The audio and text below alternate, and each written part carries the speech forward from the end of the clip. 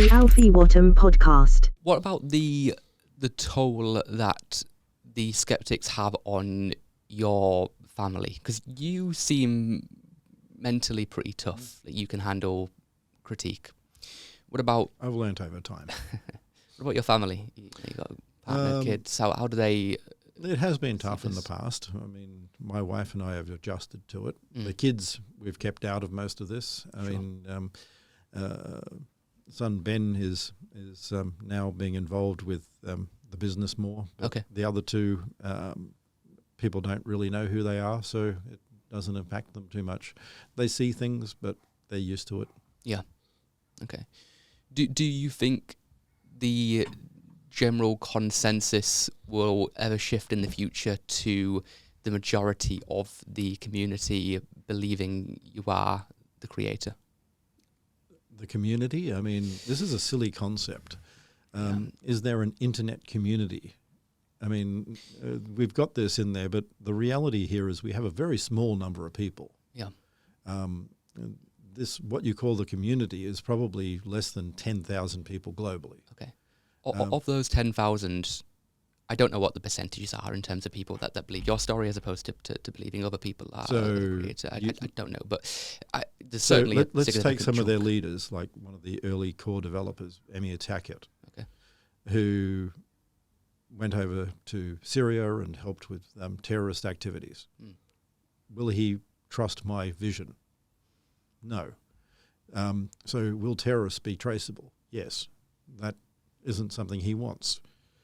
So the core guy who went over to North Korea to help the North Korean government fund Iranian transfers and buy missiles, do you think he will like what I'm doing in transparency?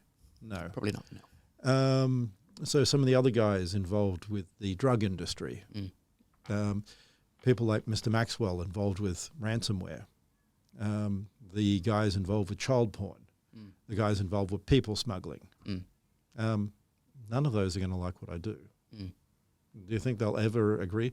I mean, if your industry, if you make money out of basically taking money from Russian groups who fund people smuggling in South America, then you're probably not going to like this guy who is used to train cops and is pro-law enforcement. What about just the everyday average person that owns some crypto? They follow what's happening in the news and they see headlines which you said are funded by opposition. Do you think the pendulum would ever swing to the other side where the general consensus is the majority of people do believe? So when I'm finished, I'll have several times the number of patents as Mr. Edison. Sure. When Mr. Edison was alive, not many people liked him. Yeah. The Westinghouse people didn't like him because he did more than they did. Yes. Although they got their AC power, which was better. So do people sort of respect him now? Yes. They don't know the story. They don't care. They don't see his personality. They don't see him as a curmudgeon. He was. So am I. Yeah. They don't see the arguments. And people just look at what he did. So that'll eventually happen. Okay. Will it matter? Not really. I mean, people will be using my technology, not speculatively, not for a gambling asset, but actually using it to hold records of their car, their house, their property, to transfer money, to do all sorts of things. It'll be a part of daily life for everyone. And they'll think about that and they'll see the benefits. Okay. And that's all they'll care about. What do you think your legacy will ultimately be? When you pass on, what do you think you'll be remembered for?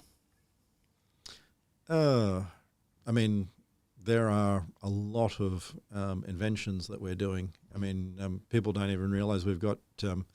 I've got my first automated vehicle or semi-autonomous vehicle patents now filed. Okay. I've got ones to do with concrete technology. That would improve things like the erosion problem in the Five Gorges Dam. So a lot of things outside of Bitcoin and the others, people don't realize that. Sure. I mean, they look at this, they don't realize that I have areas sort of completely unrelated.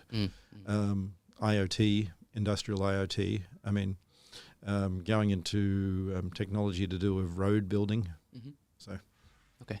What about your gravestone? You don't want to be frozen, obviously. no. So if you're buried, cremated, what would you like the headstone to read? No idea. I'll leave that to someone else. But I'm going to go for the totally horrible mausoleum bit. I've got enough money that I can do something totally ridiculous. And yeah. You haven't given any thought to what that would be? Not exactly No, yet. and But hopefully it's I not want anytime something soon. But, horribly architected with lots of stone that'll have stonemasons working for years. Why? Because architecture today, this brutalist postmodern stuff is horrible.